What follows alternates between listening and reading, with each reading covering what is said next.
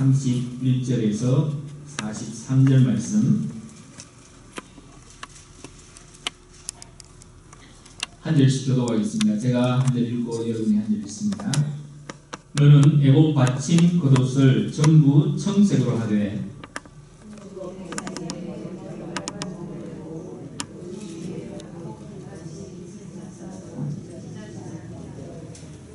그 옷 가장자리로 돌아가며 청색, 자색, 홍색 실로 승류를 수놓고 금방울을 간격을 두어 달되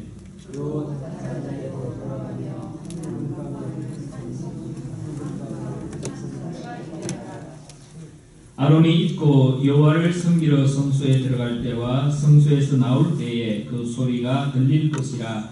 그리하면 그가 죽지 아니하리라.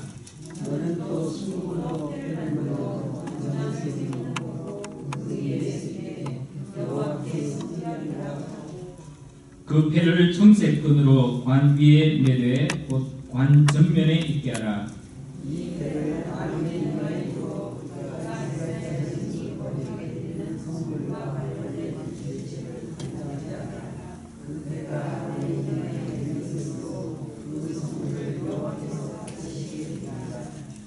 너는 가는 배의 실로 반포 속옷을 짜고 가는 배의 실로 관을 만들고 띠를 수놓아 만들지니라.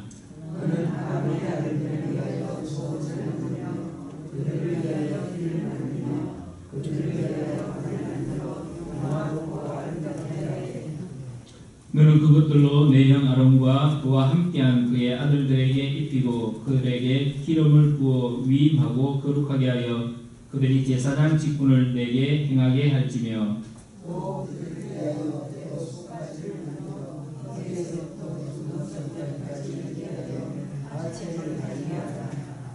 아론과 그의 아들 다 같이 했습니다.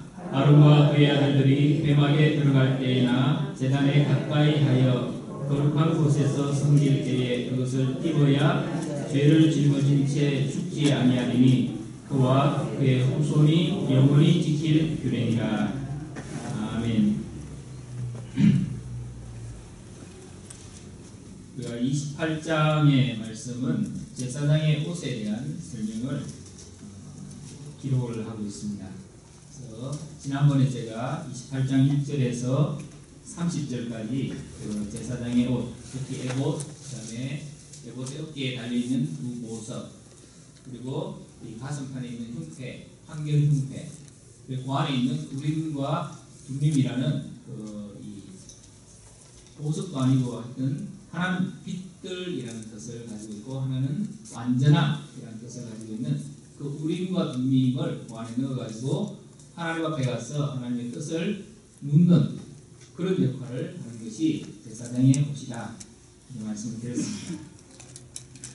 오늘은 그 에봇의 안에, 그러니까 에봇이 조끼와 같은 것인데 그 안쪽에 겉옷이 있는데 그 겉옷은 청색으로 짜여집니다. 그 청색의 이 끝부분에 이 방울이 달리는데 금방울 하나, 석류 실로 짠 석류, 또 금방울 하나, 또 석류 하나, 이렇게 그 밑에 있는 거와 그 다음에 이마에 이 여호와께 성결이라고 쓰여진 모자, 반, 그리고 마지막에 이 속옷, 배옷 속옷, 특별히 속바지, 거기까지 이 제사장의 옷에 대해서 오늘 28장 31절에서 43절까지의 말씀을 우리가 묵상하겠습니다. 여러분, 옷이라는 것은 무엇일까요? 옷. 인류 역사에 옷은 언제 등장했습니까? 옷. 인간의 역사에 옷이 언제 등장합니까? 죄를 짓고 나서 등장합니다. 그래서 옷은 자신의 아름다움을 드러내기보다 그것보다 훨씬 더 중요한 기능은 자기의 부끄러움을 가리는 것입니다. 근데 요즘 이 현대인들은 그 자신의 부끄러움을 가리는 기능으로서의 옷에 대한 개념은 점점 상실해가고 자기를 점점 이렇게 노출시키는 그런 패션들을 우리가 많이 보게 됩니다. 그것은 옷에 대한 기능의 첫 번째 자기의 부끄러움을 가리는 감추어야 될 것을 감추는 그 옷의 기능에서 이미 벗어나 있는, 그래서 상당히 좀 이렇게 옷의 기능이 왜곡되어 있는 그런 모습이다, 그렇게 생각할 수 있습니다. 하나님은 인간이 자신의 부끄러움을 가리기 위해서 무화과 나뭇잎을 엮어서 자기의 몸을 가리고 그 다음에 그 나무 뒤에 가서 숨었거든요. 근데 하나님께서 에덴 동산에서 아담과 하와를 쫓아내실 때, 이제 에덴을 떠나게 하실 때에 가죽옷을 지어서 입히시다, 그렇게 말하고 있습니다. 이 세상에서 가장 좋은 옷은 무엇이냐면은 사람이 지어 만드는 옷이 아니라 하나님이 지어주시는 옷이 가장 좋은 줄 믿습니다. 우리가 이것을 어떻게 할 수 있냐면은 요셉의 이 성장 과정, 또 요셉이 애굽에 가서 이 지나는 그 과정 속에서 요셉은 어릴 때에 채색 옷을 입었다고 했어요. 그 아버지 야곱이 지어주는 채색 옷을 입었습니다. 근데 그 채색 옷을 입으니까 형들이 시기했어요. 그 시기해가지고 형들이 그 채색 옷을 벗겨버리고 어디다 팔아버렸냐면 미디안 상인들에게 팔아버렸어요. 그리고 미디안 상인들은 애굽의 그 보디발의 집에 그 종으로 팔아버립니다. 그래서 요셉이 입게 된 옷은 종의 옷, 노예의 옷이었습니다. 그 옷을 입고 있다가 이번에는 그 보디발의 아내의 그 유혹 가운데서 이 요셉이 유혹을 물리치다 이 보디발의 아내가 누명을 씌워가지고 어디다 집어넣습니까? 감옥에 들어갑니다. 그래서 요셉이 입게 된 옷은 죄수의 옷이었어요. 그 죄수의 옷을 입고 2년 동안 살다가 하나님께서 그를 이제 감옥에서 나오게 하시는데 어떤 방법으로 나오게 하십니까? 바로의 꿈을 해석해서 그가 이제 다시 나오게 되는데 그 과정 속에 하나님께서는 요셉의 그 죄수의 옷을 벗기시고 총리의 옷을 입혀주십니다. 그 과정을 우리가 가만히 보면은 요셉이 입고자 했던 그 채색 옷, 또 야곱이 원했던 옷, 그것은 요셉을 요셉 되게 하지 못했습니다.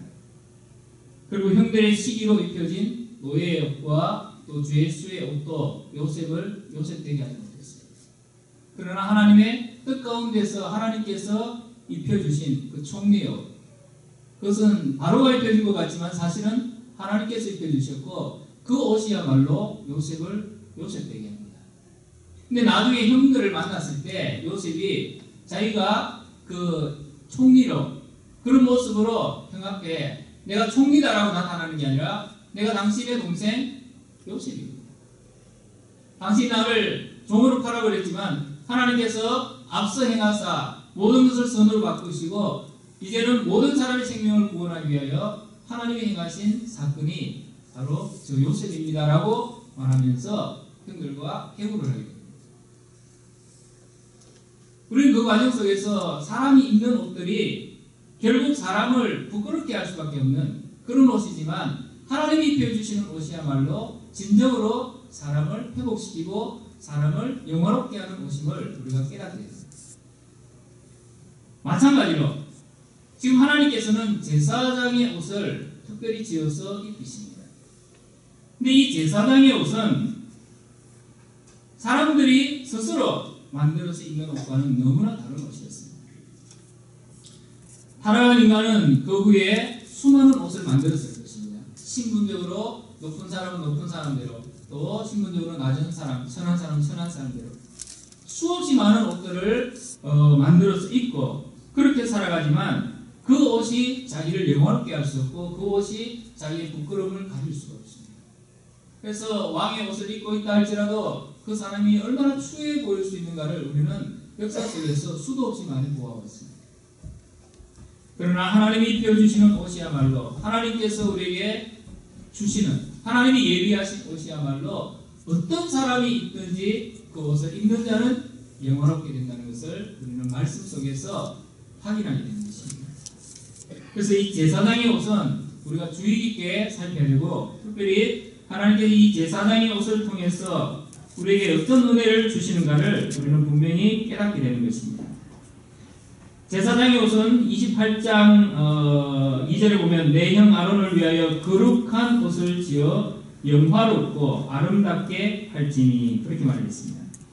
그러므로 제사장의 옷은 거룩하고 영화롭고 아름답게 지어져 입혀지는 옷입니다. 그것을 통해서 죄인의 부끄러움을 가리고 죄가 속해지는, 죄가 사해지는 은혜가 나타나는 옷이 제사장의 옷입니다. 그것을 통해서 하나님의 은혜가 죄인에게 어떻게 나타나는지를 보여주는 옷이 바로 제사장의 옷이라는 것입니다. 우리가 아까 부른 찬송 내 주님 입으신 그 옷은 참 아름답다. 주님이 입으신 그 옷, 어쩌면 주님의 옷은 찢어졌고 주님의 옷은 사람들이 보기에 흠모할 만한 것이 없었습니다. 그러나 주님이 입으신 그 옷이야말로 가장 아름다운 옷이고 우리의 죄를 덮어줄 수 있는 옷이고 우리를 완벽하게 가려주고 우리를 가장 아름답게 할 수 있는 옷이 바로 주님이 입으신 옷이고 그 주님이 입으신 옷을 우리에게 주신다라고 말씀을 하시는 것입니다. 우리가 앞서 지난 시간에 우리가 살폈던 옷의 모습을 잠깐 보면은 이 제사장의 옷은 흉패, 에봇, 그 다음에 겉옷, 그 다음에 그 안에 있는 속옷, 그 다음에 허리에 띠, 머리에 띠는 관, 쓰는 관 이렇게 이루어져 있습니다. 그래서 에봇은 금색, 청색, 자색, 홍색 실로 이루어졌고 또 가늘게 꼰 배실로 짰다라고 말하고 있습니다. 거기에 이제 어깨 두 개에 호마로라는 이 보석 두 개를 다는데 그 이스라엘 지파의 나이 순서대로 이쪽에 6, 이쪽에 12 이름을 새겼고 그 다음에 가슴에 이제 에봇이라는 이 가슴판에다가 조끼죠. 조끼에다가 뭘 이제 새기느냐면은 보석을 4줄을 이렇게 3개씩 4줄 해가 12 이스라엘 지파의 이름을 그 안에 새겨 놓습니다. 그리고 그 가슴 안에 에봇의 그 판결 흉패 안에 그러니까 우림과 둠밈이라는 것을 넣어서 항상 여호와 앞에 이렇게 그것을 가지고 있을 수 있도록 그렇게 했습니다. 우림은 빛들이라는 뜻을 가지고 있고 둠밈은 완전함들이라는 뜻을 가지고 있습니다. 그러니까 하나님의 영광의 빛이 그 가운데 비치고 하나님의 뜻이 완전하게 드러나는 자리가 바로 우림과 둠밈이라는 그 이 안에 하나님의 뜻을 이스라엘 백성들에게 알려주시기 위하여 나타내셨다라고 말하고 있습니다. 이제 그 다음에 오늘 우리가 말씀을 묵상하는데 이 에봇 안에 받쳐 있는 겉옷이 청색 색깔입니다. 그 청색으로 만드는 옷의 가장 끝자리에 이제 석류를 실을 가지고 석류를 짜서 거기에 달고 그 다음에 금방울을 달고 또 석류를 달고 금방울을 달고 그런 식으로 했습니다. 제가 보여드리겠습니다. 이렇게 이게 이제 사람 저기 요 그림만 보면 좀 이상하죠? 이렇게 달리했다는 거. 저 끝에 발로 내려오는 저 끝에다가 이제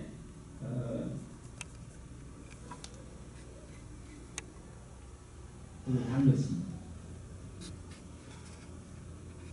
근데 이 방울이 달려 있으니까 그러면 소리가 나겠습니까? 안 나겠습니까? 납니까? 소리가 나죠? 소리가 납니다.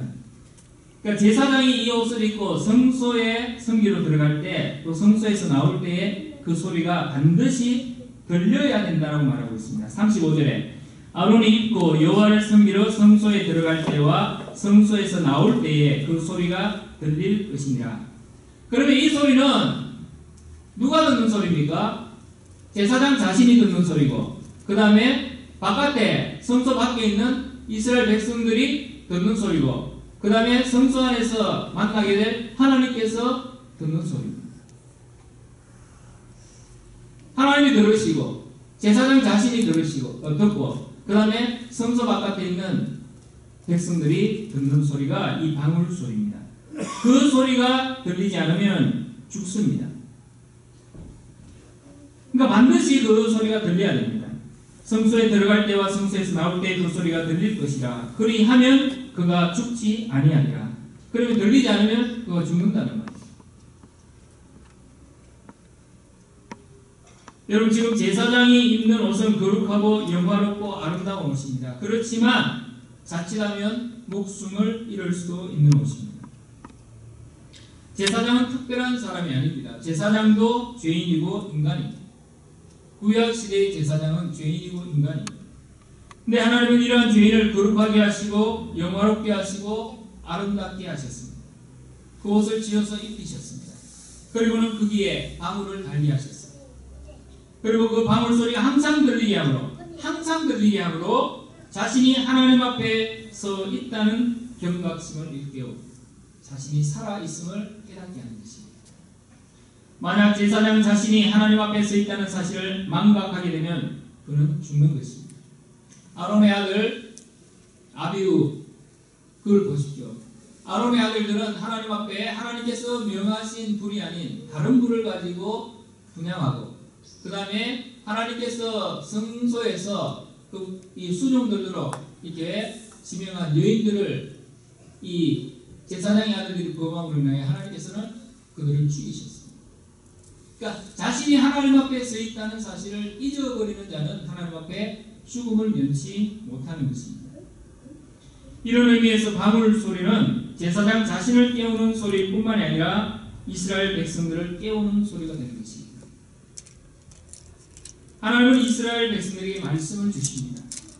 제사장을 통해서, 또 선지자를 통해서, 모세와 같은 자들을 통해서 하나님 이스라엘 백성들에게 말씀을 주셨습니다.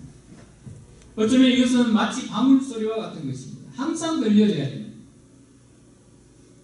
오늘 우리가 주님의 교회에 예배자로 오면서, 또 우리가 삶을 살아가면서 하나님의 말씀이 항상 우리 가운데 들려져야 되는데, 그 말씀이 들려지지 않을 때 우리는 이미 영적으로 죽은 자가 되는 것입니다. 그래서 교회를 볼 때 예배에는 별 관심이 없는 사람들이 있습니다. 예배에는 별 관심이 없고, 교회에 무슨 일 하나, 교회 누가 왔나, 또 교회에 뭐 이런 그런 것들에, 예배 외에 다른 것들에 관심을 가지는 분들은 말씀이 들어오지 않죠. 하나님의 말씀이 들어오지 않는데 그 사람이 하나님 앞에 서 있다라고 말할 수 있겠습니까? 또 사람들의 귀를 의식하고 사람들의 귀를 즐겁게 하기 위해, 사람의 마음에 맞는 말을 하기 위해서 목사가 하나님 말씀을 왜곡하기 시작한다면, 하나님 말씀을 사람들의 귀에 맞추어서 말하기 시작한다면 그것은 더 이상 방울 소리가 들리지 않는 것입니다.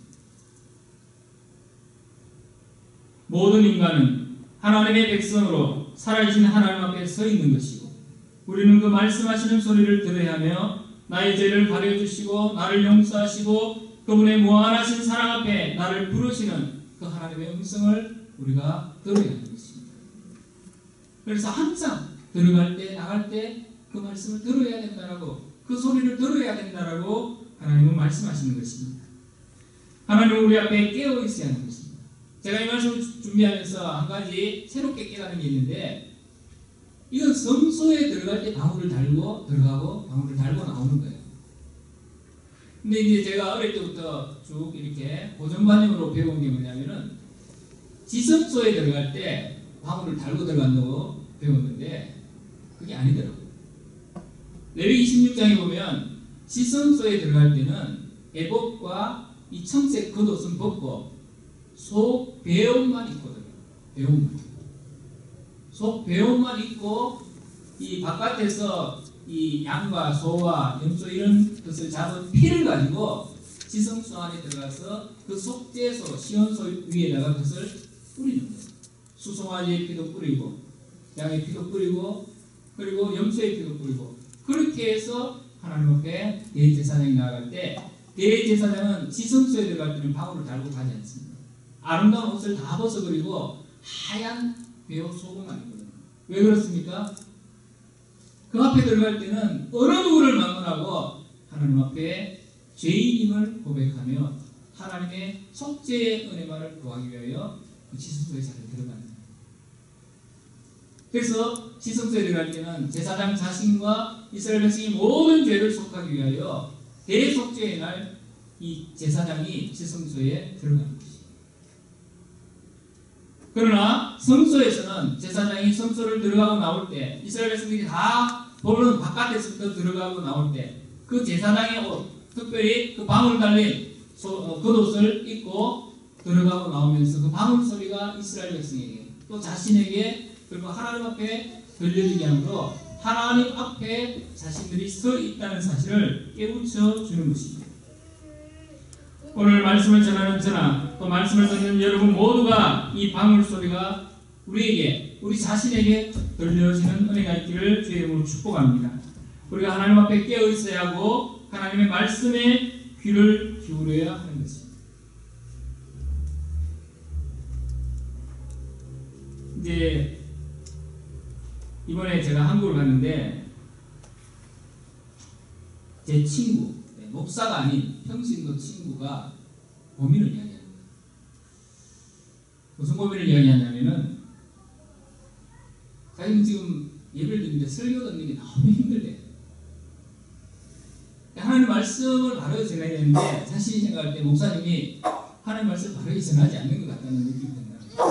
그래서 설교 듣는 게 너무 힘들어가지고 설교 시간에 앉아 있을 것인가 나갈 것인가 이 고민이 돼가지고 그런 적이 한두 번이 아니라는 거예요. 그 말을 들으면서 가만히 생각을 했습니다. 만약 여러분들도 제가 전한 설교 듣는 게 너무 힘들어가지고 이거 앉아 있을 것인가 나갈 것인가 이번 주에 교회를 갈 것인가 말 것인가 그렇게 고민이 된다면 이거 심각한 문제죠. 말씀을 전하는 자에게도 문제가 있을 수 있고 말씀을 듣는 자에게도 문제가 있을 수 있습니다. 여러분 우리가 이걸 만약 구약의 시대의 상황으로 돌아가 본다면 이것은 그냥 소리가 들린다 안 들린다 이 차원이 아니라 이건 죽느냐 사느냐. 성도의 삶이라는 것은 세상에 수없이 많은 소리들 이것을 세상의 시대 정신이라 그렇게 말할 수도 있겠지만 세상에 수없이 들려오는 그 소리들을 다 뒤로하고 요한계시록의 표현대로 보면 수없이 많은 물소리 가운데 한 음성이 나는데 그게 예수님의 음성입니다. 수없이 많은 소리들 가운데 그 음성이 들려야 되는데 주님의 음성이 들려야 되고 하나님의 말씀의 음성이 들려야 되는데 그 소리가 들리지 않으면 그건 영적으로 죽은 거죠.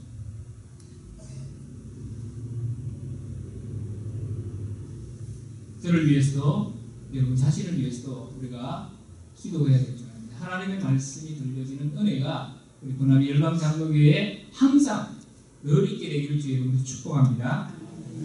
그 다음에 두 번째는 순금으로 패를 만들어서 머리에 관에다가 이렇게 붙인다라고 했습니다. 거기에 뭐라고 쓰여 있냐면 여호와께 성결이라고 새겨놨습니다. 이게 이제 머리에 쓰는 관이거든요. 근데 저 위에 흰 것은 세마포로 짠 것이고 그 앞에 이제 이렇게 금으로 된 띠를 두는데 거기에다가 여호와께 성결이라는 글자를 새겨넣었다는 거예요.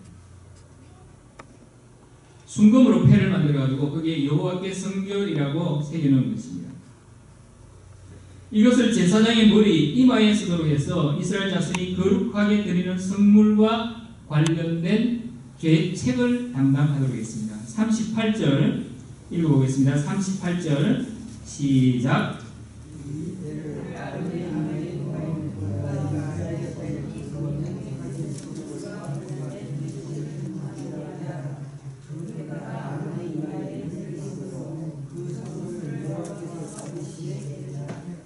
아멘. 자, 이 패를 아론의 이마에 두어 그가 이스라엘 자손이 거룩하게 드리는 성물과 관련된 죄책을 담당하게 하라. 이 패가 이 머리에 항상 붙어 있어야 지금 이 백성들이 드리는 성물, 제사의 예물과 관련된 죄책을 담당하게 하는 역할을 하게 했다는 것입니다. 여러분 하나님은 속되거나 흠이 있는 것이나 부족한 것을 받으시는 분이 아닙니다.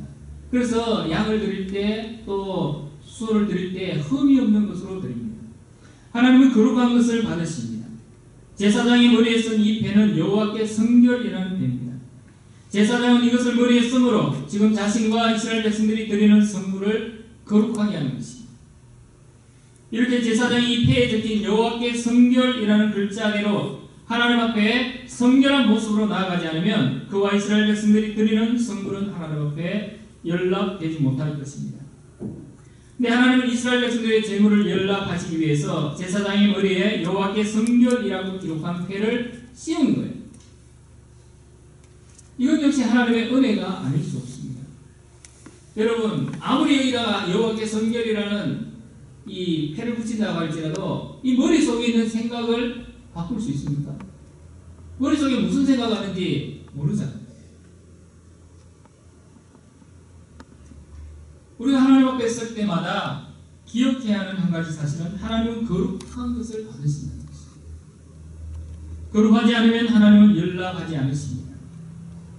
그러나 현실은 우리는 거룩하지 못합니다. 제사장도 거룩하지 못합니다. 그러면 어떻게 우리가 하나님 앞에 거룩하게 나아갈 수 있습니까? 우리의 모든 죄를 담당하시고 우리의 거룩함이 되신 예수 그리스도를 덧입고 나아가는 것입니다. 그때 우리가 거룩해지는 거죠. 지금 제사장은 인간으로 보면 거룩하지 않아요. 그런데 하나님이 입혀주시는 거룩하고 영화롭고 아름다운 옷을 입고 에봇을 띠고 그 다음에 머리에 여호와께 성결이라고 붙인 그 관을 쓰고 나아갈 때 하나님은 그를 거룩하다라고 받으시는 것입니다. 그렇지만 이게 여호와께 성결이라고 여기 붙인다고 해가 내가 딱 붙였다고 해가 이게 기계처럼 그냥 단순히 여기 붙였다고 하나님이 거룩하게 받으시는 그런 뜻은 절대 아닙니다. 아론의 아들들이 그거 안 붙였겠습니까? 붙였죠. 그러나 그 생각이 하나님 앞에서 죄가 되었기 때문에 하나님은 그들을 죽이신 것입니다. 지금도 마찬가지라고 생각합니다.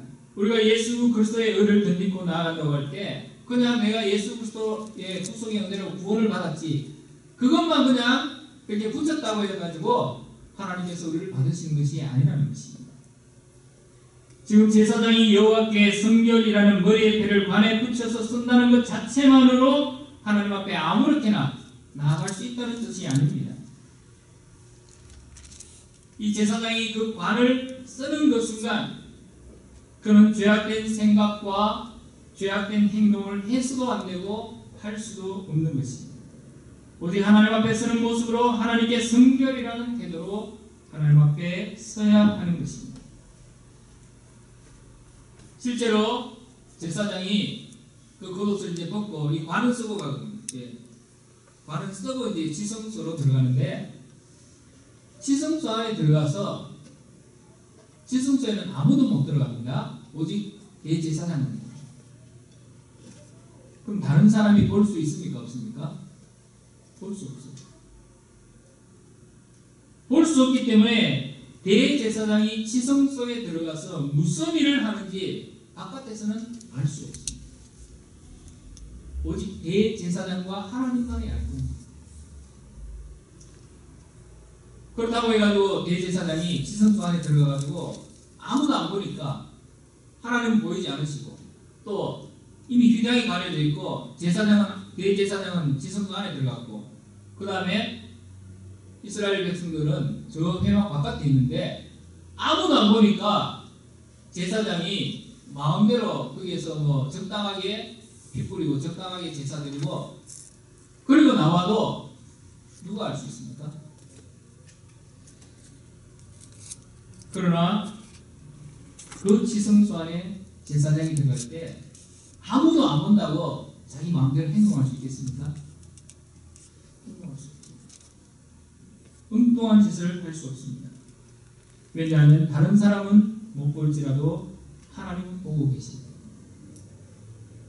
그래서 잘못 행동하면 죽게 되는 것입니다. 그 신학교 가면은 제일 많이 듣는 것 중에 하나가 코람데오, 하나님 앞에서라는 단어를 참 많이 듣습니다. 여러분도 코람데오라는 뜻은 대충 알고 있을 거예요. 하나님 앞에서.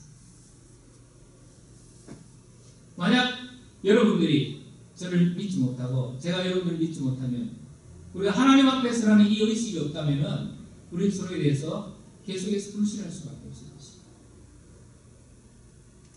그러나 보지 않더라도 우리 자신이 여러분 각자가 하나님 앞에 서는 존재이기 때문에 우리는 여호와께 성결이라는 이 머리에 관을 쓰듯이 우리는 하나님 앞에 그렇게 서야 하는 것입니다.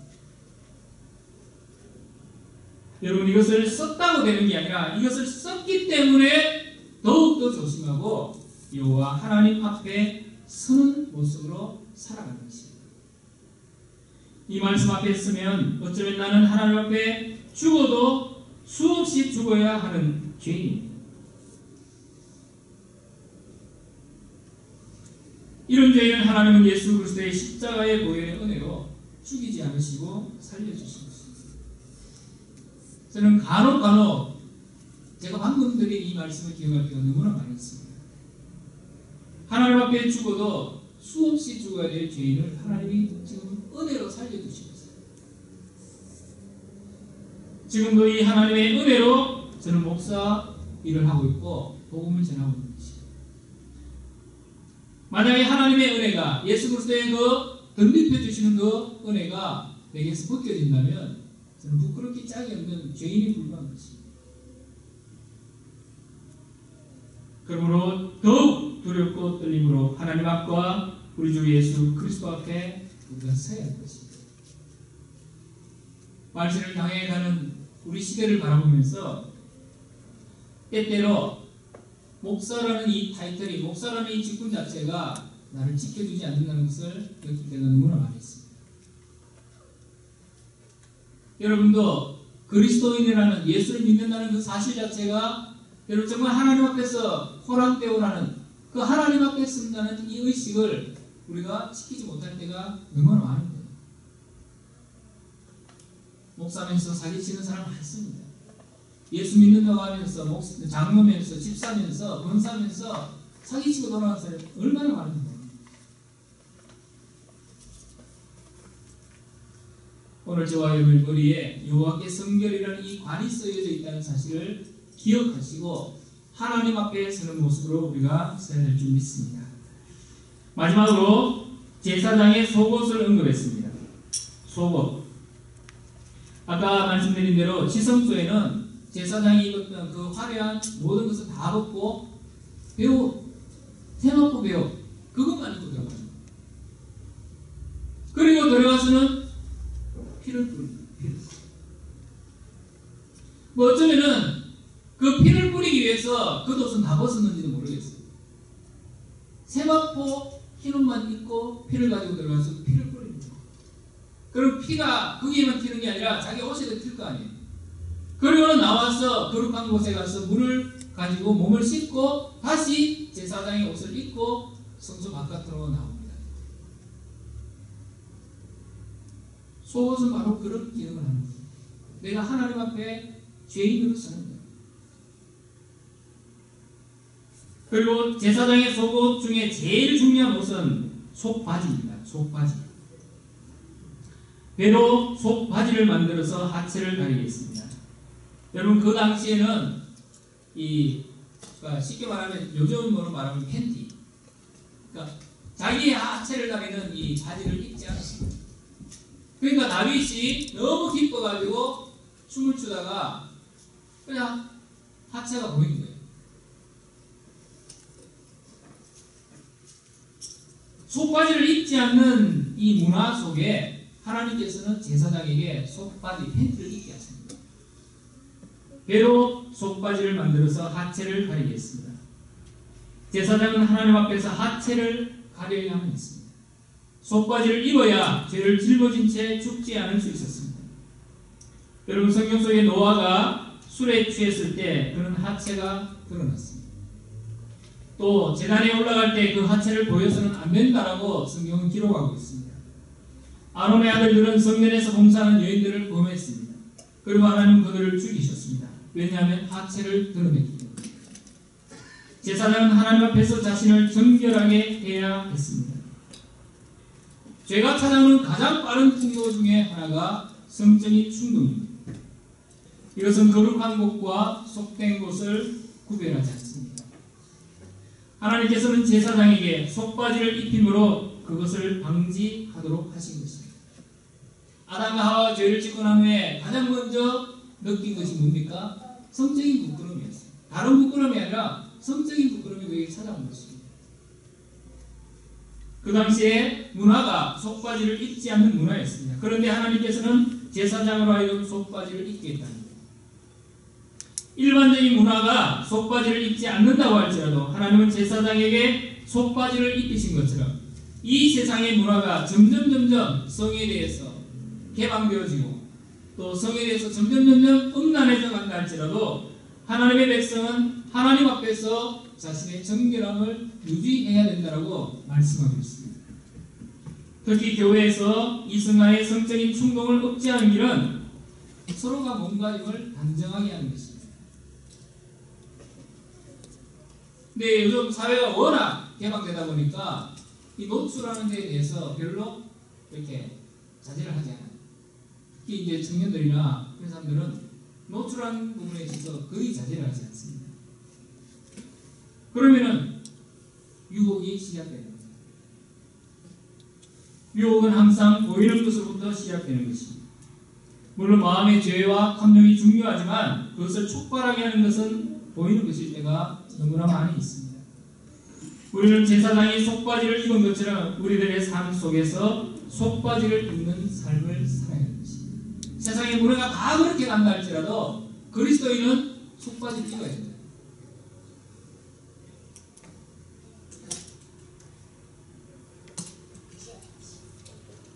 이제 말씀을 정리하고 싶습니다. 우리가 28장에 나타난 이 제사장의 옷을 보게 되면 그것이 죄인의 죄를 덮으시고 죄를 방지하고 거룩하고 영화롭게 그리고 아름답게 하시는 하나님의 은혜가 이 제사장의 옷 속에 담겨져 있다는 것을 알 수 있습니다. 아담과 하와의 죄를 덮으시고 그 부끄러움을 친히 가죽옷을 지어 입히심으로 가려주신 하나님께서 제사장의 옷을 이렇게 지으라고 말씀하시므로 인간의 죄를 덮으시고 그 죄를 용서하시고 하나님 앞에 거룩하고 영화롭고 아름답게 하시려는 하나님의 은혜가 이 제사장의 옷 가운데 나타나고 있습니다. 그리고 이 제사장의 옷은 완벽하게 예수 그리스도 안에서 우리에게 입혀졌습니다. 우리가 그리스도라는 옷을 덧입게 될 때 하나님은 우리의 모든 것을 가려주십니다. 우리의 죄를 보시는 것이 아니라 하나님 앞에 쓰있는 그리스도의 옷을 바라보면서 그리스도의 그 속죄의 옷을 바라보면서 우리를 깨끗하다 말씀하시는 것입니다.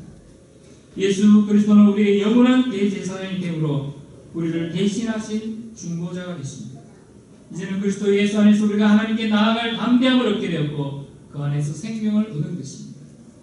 그러므로 더욱더 생명을 얻었다고 아무렇게나 살아도 된다라고 바울은 절대 말하지 않았습니다. 그러므로 더욱더 자신을 돌아보고 죽을 수밖에 없었던 죄인을 용서하시고 나를 덮으시고 사랑해 주신 그 사랑에 붙들려 여호와께 성결이라는 코란데오의 정신으로 살아가야 할 것입니다. 그 은혜만을 기억하며 그 사랑 안에서 거룩함을 이루어가는 저와 여러분이 되기를 주의 이름으로 축복합니다. 다 같이 기도하겠습니다.